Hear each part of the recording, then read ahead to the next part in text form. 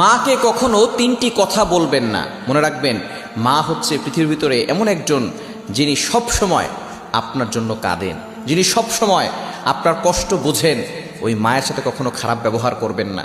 মা সবচেয়ে বেশি কষ্ট সহ্য করেছেন। আপনি যে দুনিয়াতে এসেছেন, 10 মাস মায়ের পেটে ছিলেন, কত লাতে গুতা মেরেছেন, মা কত লাতে গুতা সহ্য করেছে, আপনাকে কখনো বোঝা মনে করে নাই।